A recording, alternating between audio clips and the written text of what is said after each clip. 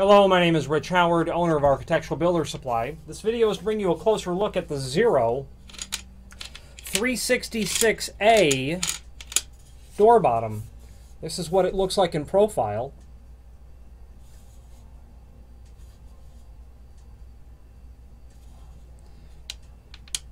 This slotted brass-colored bolt I will explain in a moment.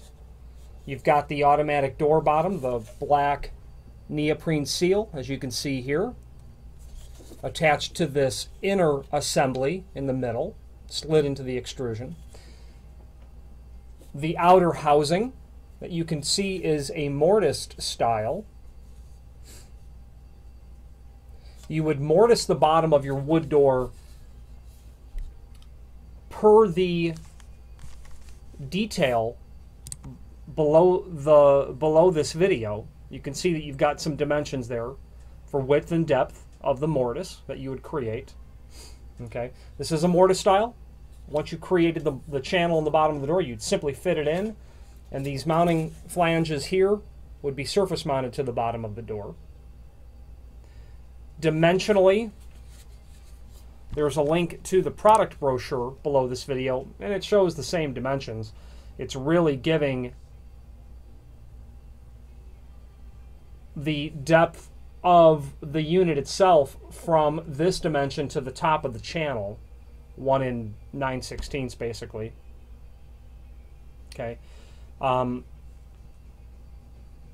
black neoprene, very high-performing material, very soft, very pliable. It gives you and the thickness of the material is quite thick. I know it's hard to see because it's on the camera and it's so dark, but it's a very thick piece of material. You really get the impression that it's a high quality item. 1 inch drop, maximum drop of 1 inch. Now, let's talk about automatic door bottoms now that we got the obvious stuff out of the way.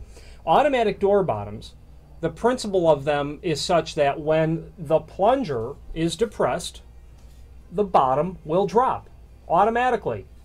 How that's accomplished is the end of the bottom that has the plunger, and this is a threaded item, and the more that you unthread it, the further out it projects from the edge of the housing. Okay? The amount that it projects outside of the housing is directly related to the amount of drop that it can handle. Basically, what's happening here on the inside of this housing, there's a flat spring. The more that the plunger pushes on the flat spring, the more the bottom will drop down. It's just that simple. The flat spring becomes compressed, forces this bottom to drop. So the plunger has to always be on the hinge side. So imagine that when the door is in the open position and then you push the door closed, this will make contact with the frame. Obviously the frame's not going to move. As you continue to push the door closed, the plunger has only one direction to go, and that's in, and as a result it will then force the bottom to drop. Now I can't really push on the plunger with my hand to emulate this because it's just too difficult. Well, I can get it a little bit, I suppose. But it would be better for me to hold this vertically and put the end of it on the desk and then show it to you that way. So I've got the plunger threaded down a bit, and I'm going to just put it on the surface of my desktop here, and I'm going to push down, and then what you're going to see is the housing is going to come out. Okay, so as I push down on the plunger, the housing comes out, and you can see that it comes out at an odd angle. The reason it does so is it will make contact with part of the floor first, as it would up here. Okay, and again, I'm pushing this down on my desktop, the top of my desk. I'm gonna, and you'll see that it comes out, but I'm gonna put my hand over on this end to limit how far it'll come out, and you'll see what's going to happen is that this end will even out. And that's how it contours to the floor. This won't contour to a wavy floor, but to an uneven floor, it will contour to it. It'll make contact in one part of the floor first and then drop down the rest, kind of like a guillotine sort of action. These can be trimmed in the field. There is a maximum amount that you can trim. That dimension must always be the opposite side of the plunger, obviously. Okay, so it's always going to be over here, and that dimension is generally 4-inch. I'm looking for a reference to the specific dimension that this can be cut down, and I don't see one, but I'm tempted to...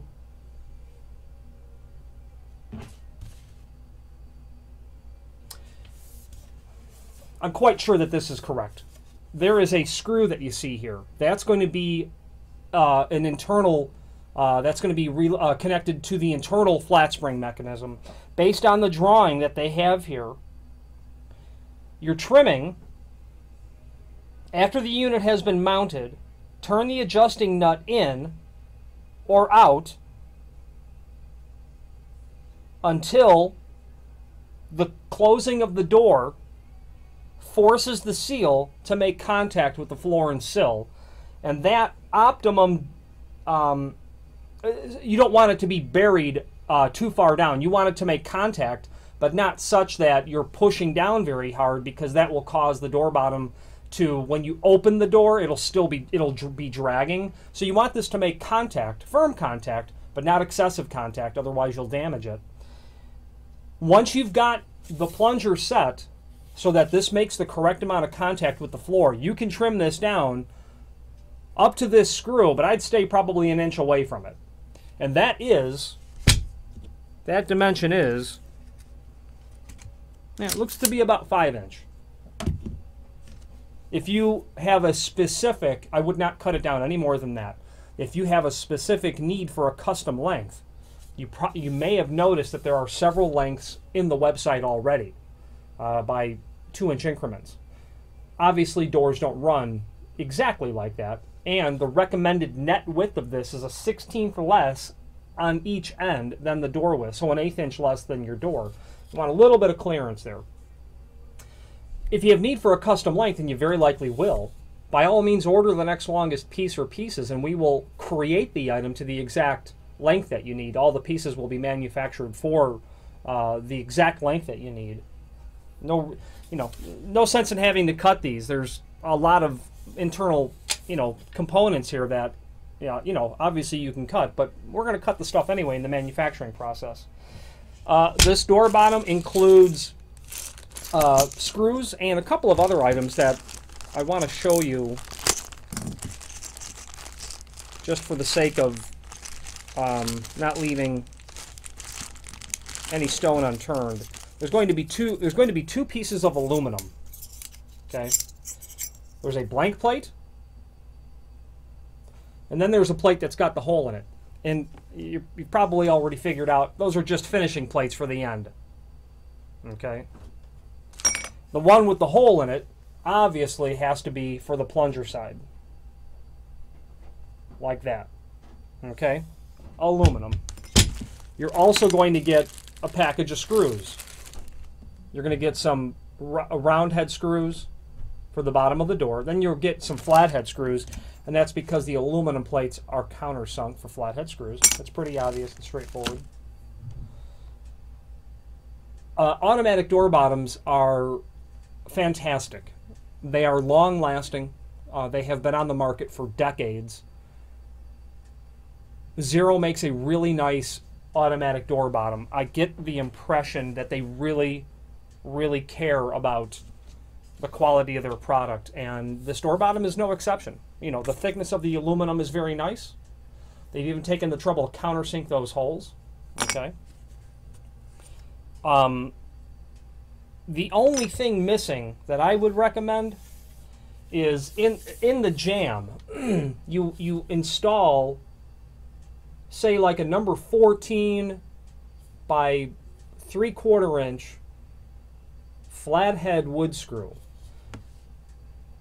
or whatever. The point is this. This plunger making contact with the frame over time is going to wear out and damage that area where it's constantly hitting the frame. Not hitting, but touching the frame. I would put a piece of, it'd be nice if there was an aluminum piece from Zero included for that, or a piece of sheet metal. There's not. You could also just take a really large flathead screw, countersink the frame, pre-drill it, and get that in there just to act as a strike plate, so to speak, for the plunger. Maximum drop is 1 inch, as I've said. This material is used, in my opinion, is not used enough. Because it's unusual, you would not use this on a hollow metal door. Unusual in the shape. This is not intended for a hollow metal door. You'd use this on a wood door. And a lot of people that order these are not only necessarily people who just want to seal the bottom of their door very well. It's also people who are doing home-built sound studios or any sort of application where they need or they want to create some additional barrier to sound transmission. Automatic door bottoms do a really nice job in that sort of arena. There's another facet to this door bottom, and it's going to be difficult to point out. But there's more than just the obvious system of sealing here that's happening. Inside of this extrusion, you can see that there's a hole there and a hole there, okay, with the U shape at the top of each. Inside of there, it's impossible to see, but there is a extruded piece of rubber that's slid in there. And that's going to be making contact with the inside wall of the door bottom and also help retard the transmission of sound, obviously the elements as well.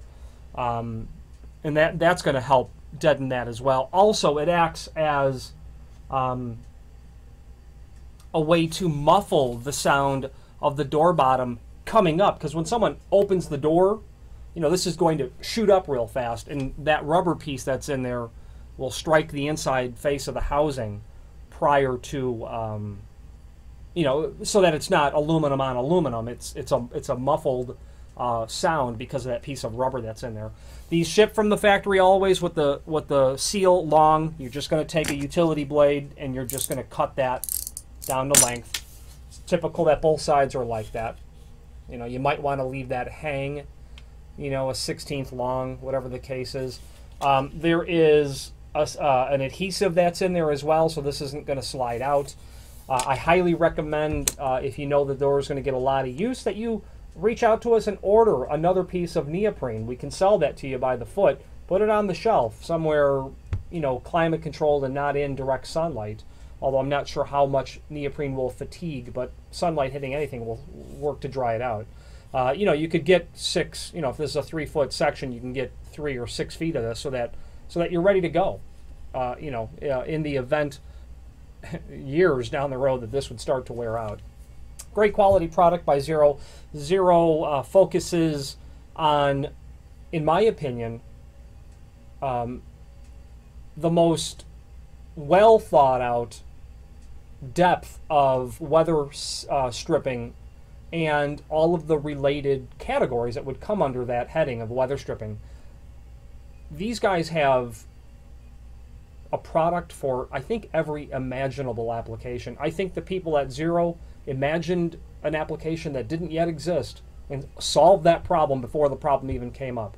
That's my impression. I've sold a lot of different companies of weather stripping. I not sold as in the past tense, I sell. And they all have their bright parts, their bright spots, and they all have spots that, in my opinion, they could improve.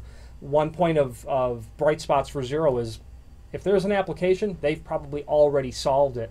And by all means, reach out to us. I have found my relationship with my customer service rep at Zero to be nothing but excellent. They are Johnny on the spot, so to speak, always very responsive. And I enjoy selling their product and talking about it, as you can tell on this 15-minute video. If you have any questions, and if you've sat through the whole thing, I owe you a hearty handshake. If you have any questions on the 0360AA automatic door bottom or any other Zero product, please feel free to reach out to us. Thank you.